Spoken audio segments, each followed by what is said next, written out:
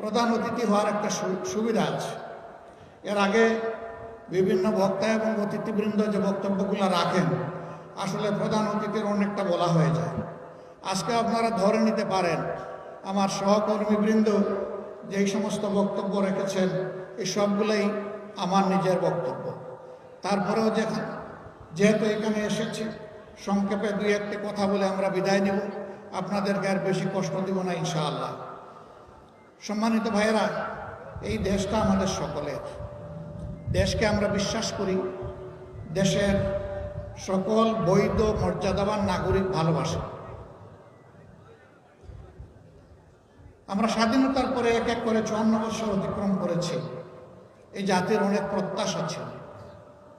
বিশ্বে বিভিন্ন দেশ স্বাধীনতা অর্জন করার পরে দ্রুততম সময়ের মধ্যে তারা মাথা উঁচু করে দাঁড়িয়েছে। আমরাও সেরকম মাথা উঁচু করে দাঁড়াবো, এটা ছিল আমাদের আশা। কিন্তু বাস্তবে সে আশা অনেক ক্ষেত্রেই পূরণ হয়নি। আমি যদি বলি যে একেবারেই পূরণ হয়নি, তাহলে কথাটা সত্য হবে না। কিন্তু পূরণ হওয়ার বিশাল প্রত্যাশা মানুষের ছিল, তার খুব কমই পূরণ হয়েছে। যেমন একটা স্বাধীন বিচার ব্যবস্থা এখন আমরা পেলাম না। আমার আগে আমার ভাই বলে, উনি হাইকোর্ট বলেছেন, আসলে হাইকোর্ট না, উনি সুপ্রিম কোর্ট, সর্বোচ্চ আদালতের বিচারক। তিনি সেই আদালতের এজলাসে বসেই বলেছেন, আমি একজন শপথবদ্ধ রাজনীতিবিদ। আমরা জানতাম ছাত্র জীবনে তিনি নিষিদ্ধ ঘোষিত বর্তমানে যে সংগঠন ছাত্রলীগ, তার একজন ক্যাডার ছিলেন। এরপরে তিনি ওই সংগঠন থেকে বের হয়ে আর একটি বিদ্রোহী সংগঠন বাকশাল ছাত্রলীগের ক্যাডার ছিলেন। কিন্তু আমরা ধারণা করেছিলাম বিচারের আসনে বসার পরে তারা বিচারকের আচরণ করবে। দুইজন এই কথা বলেছিলেন। এর মধ্যে একজন প্রধান বিচারপতির এজলাসের আগে ভাঙচুর করেছিলেন। তারা তখন আইনজীবী ছিলেন। আইনের অঙ্গনে এসে বেআইনি কাজে শুরু করেন নাই। প্রধান বিচারপতির এজলাস ভাঙচুর করা, তার দরজায় লাথি দেওয়ার মানে হচ্ছে বিচারের গায়ে লাথি দেওয়া। আওয়ামী লীগ তাদেরকে সুপ্রিম কোর্টের বিচারক বানিয়েছিল। এদের কাছ থেকে জনগণ বিচার পাবে না, এটাই স্বাভাবিক। তাই ও বিচারের শিকার হয়ে আমাদের 11 জন কলিজার টুকরা শীর্ষ নেতৃবৃন্দ তারা দুনিয়া থেকে বিদায় নিয়েছে। কাউকে ফাঁসিতে ঝুলানো হয়েছে, কাউকে মৃত্যুর দিকে ঠেলে দেওয়া হয়েছে। আল্লামা গোলাম আজম রাহিমাহুল্লাহ থেকে শুরু করে আল্লামা দিলাওয়ার হোসেন সাঈদী পর্যন্ত সকলকে, তাদেরকে ঠান্ডা মাথায় বিচারের নামে হত্যা করা হয়েছে। আল্লাহ তাআলা সকল সুকর্ম এবং অপকর্মের পাওনা যথাযথভাবে এই মানুষকে একটা জায়গায় পরিপূর্ণভাবে দেবেন। সূরা জিলজালের শেষ 2 আয়াতে আল্লাহ এটা ঘোষণা করেছেন, ফামান ইয়ামাল মিসকালা যাররাতিন খাইরান ইয়ারা ওয়া মান ইয়ামাল মিসকালা যাররাতিন শাররান ইয়ারা। যে সূক্ষ্মাতি সূক্ষ্ম সূচের অগ্রভাগ পরিমাণ ভালো কাজ করে আমার কাছে আসবে, অবশ্যই আমি তাকে তার পরিপূর্ণ প্রতিদান নিজ হাতে দান করব। আবার যে ওরকম সূক্ষ্মাতি সূক্ষ্ম অপকর্ম করে আমার কাছে আসবে, তারও পাওনা আমি সেদিন চুকিয়ে দেব। কিন্তু দুনিয়াকে আল্লাহ কিছু দিবেন না? হ্যাঁ, আল্লাহ বলেছেন দুনিয়ায় দেব। যারা অপকর্ম করবে আমি দুনিয়ায় তাদেরকে অপমানিত করব, লাঞ্ছিত করব। অধ্যাপক গোলাম আজম, তাকে অনেক মিথ্যা দেওয়া হয়েছে, অপবাদ দেওয়া হয়েছে। জেলের মধ্যে তাকে মৃত্যুর দিকে ঠেলে দেওয়া হয়েছে। সেই সময় বিরোধী দলের হরতাল অবরোধ চলছিল যখন তিনি দুনিয়া থেকে বিদায় নেন। সারা বাংলাদেশের আমাদের কর্মীদের আবেগের ঠিকানা ছিলেন তিনি। সেই দিনটি যদি যান চলাচল করত, সেদিনের দৃষ্টি কী হতো আমি জানি না। কিন্তু অবস্থা খুবই ভয়াবহ ছিল। আমি তখন বাংলাদেশ জামাত ইসলামের সেক্রেটারি জেনারেলের দায়িত্ব পালন করছি। সরকার এমন ভীতিকর অবস্থা সৃষ্টি করে রেখেছিল। রাতের বেলা ঝুঁকি নিয়ে তার মুখটা দেখে এসেছি, কিন্তু দিনের বেলা তার জানাজায় আমি শরীক হতে পারি না। এরকম শুধু আমি না, এরকম লাখো লাখো মানুষ এই সুযোগ নিতে পারে না। তারপরেও তার জানাজা ছিল অভূতপূর্ব, লোকে লোকারণ্য, চতুর্দিক। আল্লাহ তাআলা যাকে সম্মান দেন, তার সম্মান কেউ কেড়ে নিতে পারে না। তুইজ্জু মান তাশাউ ওয়া তুযিল্লু মান তাশাউ বিয়াদিকাল খায়র ইন্নাকা আলা কুল্লি শাইইন কাদির। ইজ্জত দেওয়ার মালিক আল্লাহ, বেইজ্জত করার মালিক আল্লাহ। হ্যাঁ, আমাদের এই সমস্ত নেতৃবৃন্দের বিরুদ্ধে মিথ্যা অভিযোগ দিয়ে দুনিয়া থেকে বিদায় করা হয়েছে, কিন্তু একজন নেতাও বাংলাদেশ থেকে কোথাও পালিয়ে যাওয়ার সামান্য কোনো চিন্তাও করেন নাই, চেষ্টাও করেন নাই। মীর কাসেম আলী, ইনি তো আমেরিকায় ছিলেন, আমাদের সংগঠন বলে নাই, তার দরদি বন্ধুরা বলেছিল don't come back to Bangladesh, বাংলাদেশে ফিরে আসবেন। তিনি বলেছেন কেন? বলেছে আপনার বিরুদ্ধে মিথ্যা মামলা দিয়ে আপনাকে অপমান করবে। তিনি বলেছেন যদি আমার বিরুদ্ধে মিথ্যা মামলা দিয়ে আমাকে অপমান করে, আমি আদালতে এজলাসে দাঁড়িয়ে বলবো আমার বিরুদ্ধে সমস্ত অভিযোগ মিথ্যা। আমি বিদেশে বসে এই অপমানজনক জীবনযাপন করতে চাই না, আমি পলাতক, একথা আমি শুনতে চাই না, বরঞ্চ অন্যায়ের বিরুদ্ধে আদালতে গিয়ে আমি লড়াই করব। সেই লড়াই দুনিয়ায় যদি জিতি আলহামদুলিল্লাহ, না হয় আদালতে আখেরাতে আমি অবশ্যই জিতব। এই ইয়াকিন, এই কারেজ, সৎ সাহস নিয়ে তিনি দেশে ফিরে এসেছিলেন। তিনি জানতেন কি হবে, দেখতে পাচ্ছিলেন কি হবে, কিন্তু না, তিনি পালিয়ে থাকেননি, তিনি হতাশ হন, ভয় পান। কারণ যারা শুধু আল্লাহ তাআলাকে ভয় করে এবং ভালোবাসে, দুনিয়ার কোন ব্যক্তি এবং শক্তিকে তার ভয় করার প্রশ্নই নেই। সম্মানিত ভাইয়েরা, আল্লাহ তাআলা তাদেরকে নিয়ে গেছেন। তাদের সহকর্মীরা প্রতিবাদ করেছিল অন্যায়ের, তাদেরকে নির্মমভাবে গুলি করে কুপিয়ে কুপিয়ে টুকরা টুকরা করে দুনিয়া থেকে বিদায় করা হয়েছে। এ সংখ্যা একজন দুইজন নয়, শত শত, শুধু পুরুষ নয়, পুরুষ এবং মহিলা উভয়ই।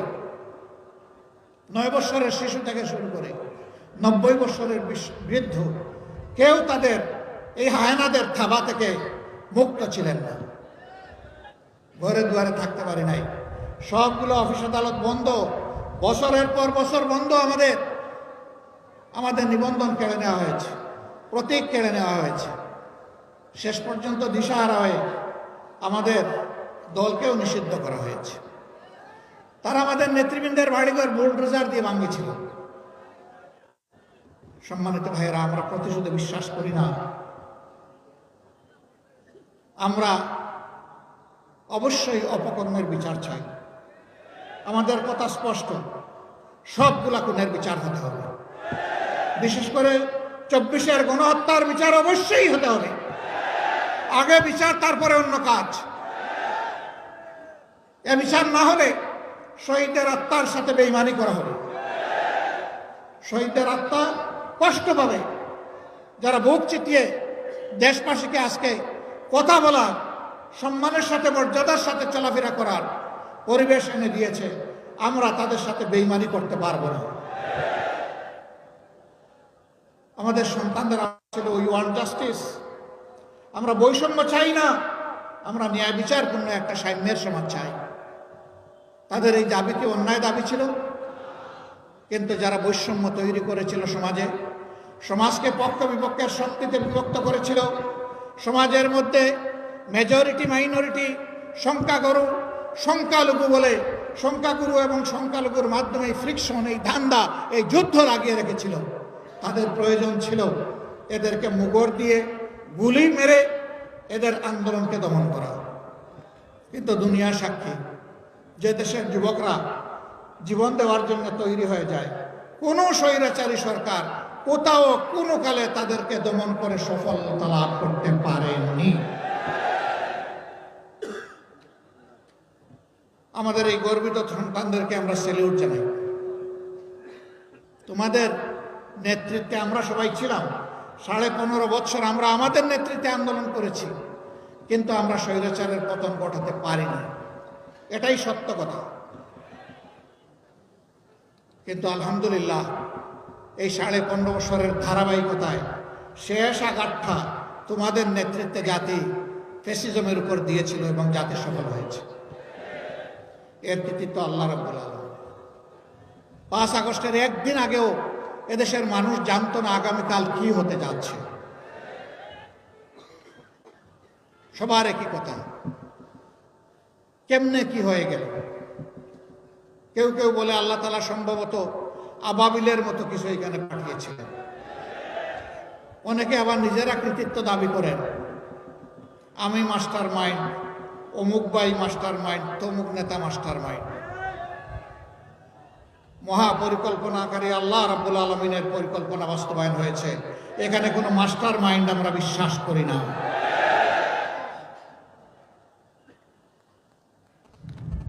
সমস্ত কিছুর কৃতিত্ব আল্লাহ তাআলার। এই আন্দোলনের সামগ্রিক কৃতিত্বে দেশের 18 কোটি মানুষ সম্পৃক্ত ছিল, আর নেতৃত্বের দায়িত্বে ছিল আমাদের যুব সমাজ। এই সত্য কথা বারবার বলেছি, বলতেই থাকবে।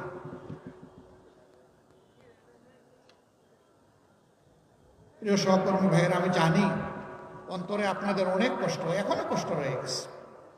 সব কষ্ট কি দূর হয়ে গেছে? এখনো আমরা আমাদের প্রিয় সম্মানিত আজহার ভাইকে আমাদের বুকে ফেরত পাই না। কোনো ধান্দা এবং দানাই পানাই আমরা চাই না। কথা একদম স্পষ্ট, তাকে নির্দোষ এই মানুষটাকে মুক্তি দিতেই হবে। বিচারে কোনো, এটা বিচার নয়, অবিচার করে তাকে শাস্তি দেওয়া হয়েছে। এখন সেই বিচার দীর্ঘায়িত হবে কেন? আমরা চাই অতি দ্রুত তিনি যে একজন নির্দোষ মানুষ ছিলেন, বুকে তাকে ফিরিয়ে দিন। আমরা এখনো আমাদের নিবন্ধন ফেরত পাইনি। একটা মাত্র দল, যেই দলের শীর্ষ নেতাদেরকে খুন করা হয়েছে, 1 নয় 11 জন। একটা মাত্র দল, যে দলের কেন্দ্রীয় অফিস থেকে সারা দেশের সমস্ত অফিসে তালা ঝুলিয়ে রাখা হয়েছিল। একটা মাত্র দল, যে দলের নিবন্ধন এবং লোগো কেড়ে নেওয়া হয়েছে। একটা মাত্র দল, যেই দলকে নিষিদ্ধ ঘোষণা করা হয়েছে। জ্বালা, বড় জ্বালা। জ্বালা কেন জ্বালা? জ্বালার একমাত্র কারণ, এই দলটি তাদের একই স্লোগান বরাবর দিয়ে আসছে, মানুষের মুক্তির জন্য আল্লাহর আইন চাই, আর আল্লাহর আইনের বাস্তবায়নের জন্য অসৎ নয় সৎ লোকের শাসন চাই। তো যারা কালো, তারা তো কালোর সাথেই বন্ধুত্ব করবে, সাদাকে সহ্য করবে কিভাবে? পেঁচা দিনের বেলা চোখ বন্ধ করে থাকে, ও দিনের আলোয় চলতে পছন্দ করে না, এবং বলতে থাকে যে না, আজকে সূর্য উঠে নাই। সূর্য সে দেখে নাই, কারণ চোখ যে বন্ধ। এই পেঁচার জাত আলো না চাইলে কি বাংলাদেশে আলো আসবে না? ইনশাল্লাহ সেই আলো কোরআনের আলোর হাত ধরে আসবে ইনশাল্লাহ। প্রিয় ভাইরা, কক্সবাজারের মানুষ ধার্মিক, প্রায় সবার মাথায় এখানে টুপি দেখতেছে। এখানে নামাজ, মসজিদগুলো নামাজিতে ভরে যায়, বড় বড় মাহফিল হয়। এরকম একটা জায়গায় আমি আশ্চর্য হয়ে গেলাম যে আপনারা বললেন এখানেও নাকি চাঁদাবাজি আছে। আছে? শিওর আপনারা? তাইলে অন্তত এখানে দখল বাণিজ্য নাই, জায়গা জমি অবৈধভাবে দখল করা, গাড়ি ঘোড়া দখল করা, অফিস আদালত দখল করা, ফুটপাত দখল করা, জলমহাল বালুমহাল দখল করা, তারপরে বনমহাল দখল করা, এগুলো তো নাই। সবগুলো আছে। কারা করে? আমাজনের জঙ্গল থেকে বের হয়ে আসা কোন অদ্ভুত প্রাণী এগুলো করে? এদেশের কিছু মানুষ করে। তাদের কাছে আমাদের বিনীত অনুরোধ, সবাই যার যার জায়গায় রাজনীতি করবেন, যার যার আদর্শ নিয়ে, কিন্তু রাজনীতির সাথে চাঁদাবাজি, দুর্বৃত্তপনা এবং দুর্নীতির কোনো সম্পর্ক নাই। যেখানে চাঁদাবাজি আছে, দুর্বৃত্তপনা আছে, দুর্নীতি আছে, এটার নাম রাজনীতি নয়। ভাই এবং বন্ধুগণ, দয়া করে আমাদের হাজারো হাজার সন্তান যারা খুন হলো, গুম হলো, পঙ্গু হলো, তাদের জীবন, রক্ত, এর প্রতি একটু সম্মান দেখান। এদেরকে অপমান করবেন না। শহীদের আত্মা অভিশাপ দেবে, পঙ্গু আহতদের আত্মা অভিশাপ দেবে, আল্লাহর আসমান থেকে অভিশাপ নেমে আসবে। এ কাজ করবেন না। এ কাজ থেকে নিজেদেরকে বিরত রাখুন। মানুষকে শান্তিতে থাকতে দিন। এখনো শুনতে হয় বেদনার সাথে, ফ্যাসিস্ট আমলেও আমরা ছিলাম নির্যাতিত, তখনও চাঁদাবাজের মহা উৎসব চলত, এখনো চলে। কোনো কোনো জায়গায় রেট বৃদ্ধি করে দেওয়া হয়েছে। লজ্জা ভাই, লজ্জা, ধিক্কার জানাই। এই কাজ কেউ যেন আমরা না করি, এটা অত্যন্ত ঘৃণিত কাজ। আপনি জানেন এই চাঁদাবাজের মাধ্যমে এদেশের একজন ভিক্ষুককেও যে আপনি কষ্ট দিচ্ছেন, কারণ সেও দাঁড়ে দাঁড়ে জনে জনে হাত পাতে যে ভিক্ষা পায়, সন্ধ্যাবেলা তার পেটের যোগান দেওয়ার জন্য সেও দোকানে ঢুকে কিছু কেনার জন্য, তাকেও তো আপনার আমার মতো বেড দিতে হয়। তো জিনিসপত্রের দাম যে হারে বেড়েছে সেই হারেই তো তাকে বেড দিতে হয়। আপনি তো তার খাবারটার উপরে আঘাত দিলেন, তা আপনি বাকি রাখলেন কারে এই দেশে? সুতরাং যারা মানুষের কাছ থেকে অবৈধ চাঁদাবাজি করে তাদের বলবো, ভাই তুমি যদি শারীরিক সামর্থ্য না থাকে, তোমার যদি বুদ্ধি শুদ্ধি সেই রকম না থাকে, ভিক্ষা করে খাওয়া অন্যায় নয়, পাপ নয়, গুনার কাজ নয়। তুমি ভিক্ষা করো, সেটাও চাঁদার চাইতে ভালো। তবু আল্লাহর রাস্তা চাঁদাবাজিটা ছেড়ে দাও। বাংলাদেশ জামাত ইসলামী জনগণই বলে যে সবচেয়ে মজলুম দল।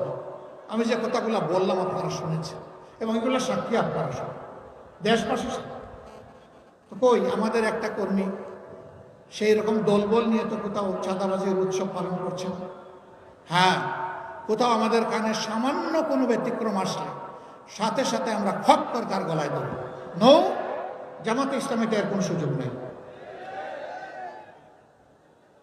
সম্মানিত ভাইয়েরা, এখানে মেজরিটি মাইনরিটি বলে যুগ যুগ ধরে বিভিন্ন ধর্মের ভাই বোনদেরকে নির্যাতন করা হয়েছে, তাদের সম্পদ গ্রাস করা হয়েছে, জায়গা জমি দখল করা হয়েছে, ইজ্জতের উপর হাত দেওয়া হয়েছে, ক্ষেত্র বিশেষে তাদের ঘর বাড়ি পুড়িয়ে দেওয়া হয়েছে। আর সবসময় দোষটা দেওয়া হয়েছে জামাত ইসলামীকে। আমি দায়িত্ব নিয়ে বলছি, আমি বিভিন্ন ধর্মের ভাইদেরকে অনুরোধ করব, সারা বাংলাদেশে কোথায় স্বাধীনতার 54 বছর পরে আজ পর্যন্ত জামাতে ইসলামের লোকেরা এই 4টা অপকর্ম করেছে তা সুস্পষ্টভাবে নাম ঠিকানা সহ জানিয়ে আমাদেরকে সাহায্য করবে। আপনাদেরকে কথা দিচ্ছি, আমরা ন্যায় বিচার আপনাদের হাতে তুলে দেব ইনশাআল্লাহ। আমরা নিশ্চিত এই অপকর্মের সাথে আমাদের সহকর্মীরা জড়িত নয়। তারপরেও যদি আমাদের অজান্তে অজ্ঞাতে কোথাও থেকে যায়, সাহায্য করবে। এই স্লোগান যারা দিয়েছে তারাই মূল ডাকাত। এরাই মানুষের ঘর বাড়ি দখল করেছে, জায়গা জমির দখল নিয়েছে, ইজ্জতের উপরে হাত দিয়েছে, মানুষকে বাস্তু মিটাহারা করেছে। আমরা এদের সমস্ত অপকর্মের বিচার চাই। আমরা আমাদের ভাই বোনদেরকে আশ্বস্ত করতে চাই যে আমরা এই দেশে মেজরিটি মাইনরিটি একেবারে মানি না। বাংলাদেশে যারাই জন্মগ্রহণ করেছে তারা এই দেশের মর্যাদাবান গর্বিত নাগরিক। ধর্ম যার যার, বাংলাদেশ আমাদের সবার। ইসলাম কারো উপর জোর কাটানোর কোনো অধিকার রাখে না। অন্য ধর্ম কোনো ধর্মের উপর জোর কাটাতে পারবে না যদি ওইটা ধর্ম হয়ে থাকে। আমরা আমাদের অবস্থানে থেকে সৎ প্রতিবেশী ভাই ভাই হয়ে আমরা এখানে থাকবো ইনশাআল্লাহ। এই পরিবর্তনের পরে আপনারা দেখেছেন দেশে কোনো সরকার ছিল না, পুলিশ ছিল না, কেউ কাজ করে নাই। জামাতে ইসলামী দায়িত্ব নিয়ে অন্যান্য ইসলামী দলের সাথে যোগাযোগ করে বলেছে, বন্ধু রাস্তায় নামো। এখন এই দেশের আমরাই দায়িত্ব নিব। আমরা জীবনে মানুষের জান মাল ইজ্জতের আমরা পাহারাদারি করব। আমরা ধর্মীয় প্রতিষ্ঠানগুলোর পাহারাদারি করব। বৃষ্টিতে ভিজেছে, রোদের কষ্ট সহ্য করেছে, আমাদের ভলান্টিয়াররা 1 মিনিটের জন্য ওই স্থাপনাগুলো এবং রাস্তাগুলো ছেড়ে দেয়নি। আমরা বলেছি কেউ যদি ব্যক্তিগতভাবেও কোনো নিরাপত্তাহীনতা ভোগ করে আর আমাদের সাহায্য চায়, তার বাড়িতে গিয়ে ওখানে পাহারাদারি করে। আলহামদুলিল্লাহ আমাদের কর্মীরা দায়িত্ব নিয়ে সে দায়িত্ব পালন করেছে। আপনাদেরকে ধন্যবাদ, সবাইকে শুকরিয়া। তাইলে আমাদের যুদ্ধ শেষ হয়ে গেছে, তাই না? যুদ্ধ কেবল শুরু। এদেশের মানুষের প্রকৃত মুক্তি না আসা পর্যন্ত ন্যায় বিচার সুপ্রতিষ্ঠিত না হওয়া পর্যন্ত, সমাজ থেকে সকল প্রকার বৈষম্য দূর না হওয়া পর্যন্ত এবং মানবিক একটা কল্যাণ রাষ্ট্র গড়ে না ওঠা পর্যন্ত আমাদের যুদ্ধ অব্যাহত থাকবে ইনশাআল্লাহ। বাংলাদেশে যতক্ষণ দুর্নীতি এবং দুঃশাসন থাকবে আমাদের লড়াই ততক্ষণ চলবে। আমাদের সন্তানেরাও সেই একই স্লোগান দিয়েছে, তারাও বলছে আমাদের যুদ্ধ শেষ হয়নি। তারা এই বিপ্লবের দুই প্রতীকের নাম ধরে স্লোগান দেয়, আবু সাইদ মুগ্ধ, শেষ হয়নি যুদ্ধ। আমরাও বলছি, হে আবু সাইদ মুগ্ধ, শেষ হয়নি যুদ্ধ। এই যুদ্ধ চলবে। তবে দেশকে যেহেতু আমরা ভালোবাসি, দেশের সকল নাগরিক, আবার বৃদ্ধ বনিতা, সবাইকে বলবো, সবাইকে দায়িত্বশীল ভূমিকা পালন করতে হবে। কারো কোনো ধরনের উস্কানিতে আমরা নিজের কোনো ক্ষতি সাধন করতে দিব না। এদেশের সমস্ত মানুষ আমাদের কাছে আমানত। এর ভিতরে যদি অপরাধীরা থাকে তাদেরকে আইনের হাতে ধরে দেব, বিচার তাদের করতে হবে।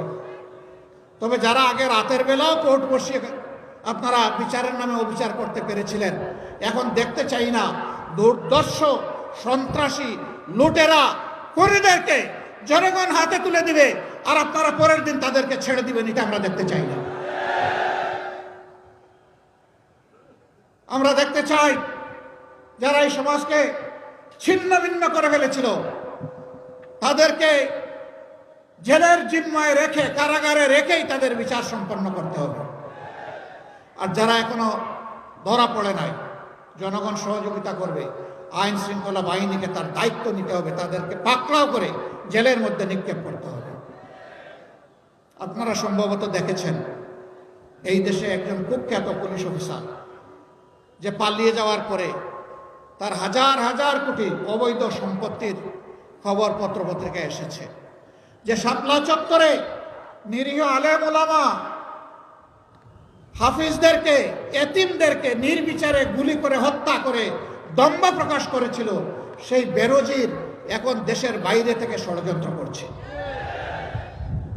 আমরা পুলিশের ভাইদেরকে অনুরোধ করব, ওই ষড়যন্ত্রকারীর ফাঁদে পা দেবেন না। আপনারা আপনাদের রাষ্ট্রীয় দায়িত্ব যথাযথভাবে পালন করুন। ও যেন আপনাদেরকে ঝুঁকিতে ফেলতে না পারে, সতর্ক থাকুন এবং ওর প্রতি ঘৃণা প্রকাশ করুন। কক্সবাজার একটা বিশাল সম্ভাবনাময় জায়গা। এই জায়গায়, এই জেলায় আজ পর্যন্ত কোনো পাবলিক বিশ্ববিদ্যালয় নাই। কক্সবাজার কি কোনো সৎ মায়ের ছেলের জায়গা নাকি? এটা সৎ মায়ের এলাকা নাকি এটা বাংলাদেশের অংশ? যদি বাংলাদেশের অংশ থাকে তাহলে ছোট্ট কোনো কোনো জেলা, মাত্র 3টা উপজেলা, সেখানে আমরা দেখি পাবলিক বিশ্ববিদ্যালয়, টেকনোলজিক্যাল বিশ্ববিদ্যালয়, মেডিকেল কলেজ, উন্নত মানের নার্সিং প্রতিষ্ঠান, স্পেশালাইজড হসপিটাল, সবগুলা এরকম কয়েকটা জেলায় হয়ে আছে। আর কক্সবাজারের মতো যে জেলা এই জাতিকে ওরা ক্রমাগতভাবে এই জাতির ট্রেজারিকে সমৃদ্ধ করছে, সেখানে একটা পাবলিক বিশ্ববিদ্যালয় হবে না, এটাকে মেনে নেওয়া যায়? তো কই আপনারা আজকে দাবি করলেন না? যে এই দাবি, এই আওয়াজ তুলে দিতেন, সারা বিশ্বের কাছে চলে যেত। করেছেন কেউ? আলহামদুলিল্লাহ, ধন্যবাদ। শিবির করেছে, শিবিরকে ধন্যবাদ। কারণ শিবির ছাত্রদের নিয়ে ভাবে, শিক্ষা নিয়ে ভাবে এবং শিবির উদ্ভাবনী শক্তি ছাত্রদের কাছে ছড়িয়ে দিতে চায়, তারা দাবি করেছে। আমি সরকারকে অনুরোধ জানাতে চাই, আমরা জানি আপনাদের মেয়াদ দীর্ঘকাল নয়, প্রয়োজনীয় সংস্কার সেরে আপনারা একটা সুষ্ঠু নির্বাচন জনগণকে উপহার দিয়ে আপনারা বিদায় নেবেন, সেটা আমরা কামনা করি, আশা করি। আল্লাহ যেন সম্মানের সাথে আপনাদেরকে বিদায় নেওয়ার তৌফিক দেন। কিন্তু এরও ভিতরে যদি কোনো উন্নয়ন প্রকল্প হাতে নেন, তাহলে আমি অনুরোধ করব, মেহেরবানি করে এই জেলাটাকে ভুলে যাবেন না। এক নাকি এই জেলার নাম যেন থাকে। আপনারা শুরু করে যান, পরবর্তীরা এসে ইনশাল্লাহ এটা সমাপ্ত করবে। এই দাবি আসলে আপনাদের প্রাণের দাবি না? এখন আপনাদের বাচ্চারা যায় চিটাগাং, বাচ্চারা যায় ঢাকায়, বাচ্চারা যায় আরো দূরে। যদি এখানেই হয় তাহলে আপনাদের ভোগান্তি কমবে, খরচ কমবে এবং একটা জেলার প্রতি ইনসাফ প্রতিষ্ঠিত হবে। এইটাই বৈষম্যহীন সমাজের এটা একটা দাবি। এরকম আরো অনেক কিছু আছে, আমি সেইগুলো নাইবা বললাম।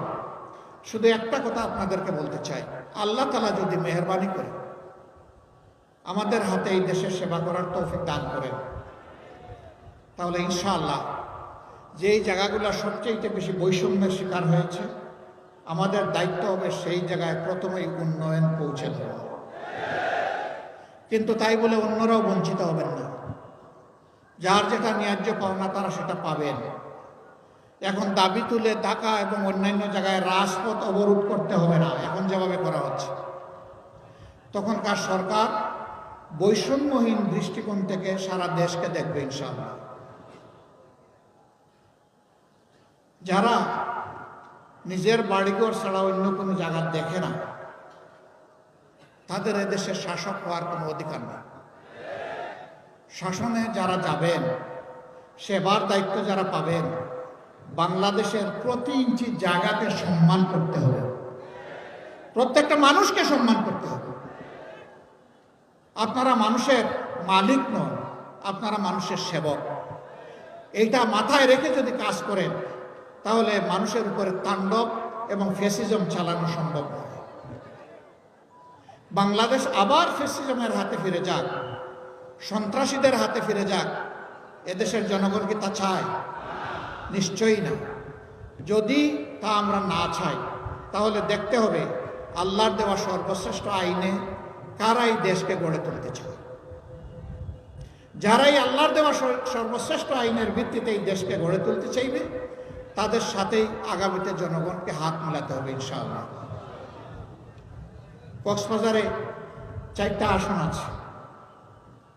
এই 4টা আসন আগামীতে যারা ন্যায় এবং ইনসাফের ভিত্তিতে দেশ চালাতে বদ্ধপরিকর এবং যাদের অতীত বর্তমান চরিত্র এটা প্রমাণ করে, আমি অনুরোধ করব আপনাদের প্রত্যেকটা ভোট, মা বোন ভাই বোন সবার ভোট যেন তাদের বাক্সে যায়। কারণ ভোট আপনার পবিত্র আমানত, আপনার ভোটেই সরকার নির্বাচিত হবে।